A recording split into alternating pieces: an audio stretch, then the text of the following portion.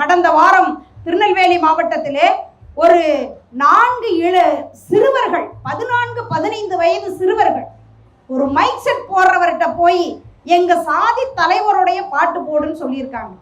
அந்த வீடு ஒரு கல்யாண வீடு. அவர் சொல்லியிருக்கிறாரு, கல்யாண வீட்டில் உள்ளவங்க சொல்லட்டும் நான் போடுறேன்னு சொல்லிட்டு.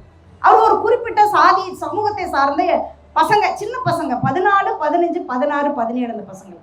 அவர் சொல்லியிருக்காரு வீட்டுக்காரங்க சொல்லட்டும் நான் போடுறேன்னு சொல்லியிருக்காரு.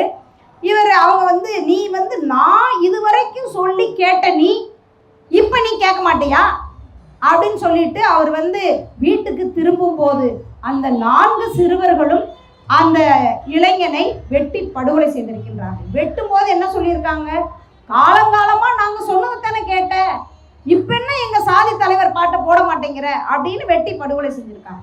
இந்த 4 சிறுவர்களும் இன்றைக்கு சிறையில் இருக்கின்றார்கள். ஒரு சாதிய உணர்வு இன்றைக்கு கூர்மைப்படுத்தப்படுகின்ற ஒரு தமிழகத்தில் நாம் வாழ்ந்து கொண்டிருக்கின்றோம் என்ற கவலையை நாம் இந்த நேரத்திலே கொள்ள வேண்டி இருக்கின்றது.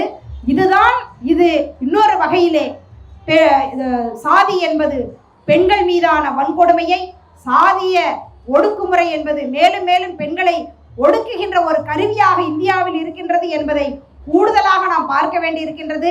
எனவே இந்த சமூகத்திலே, இந்திய சமூகத்திலே இத்தகைய தனியுடைமை சமூகம் ஒழிய வேண்டும் என்று சொன்னால் சாதிய ஒடுக்குமுறைக்கு எதிரான போராட்டத்தையும் நாம் இணைத்து நடத்த வேண்டி இருக்கின்றது.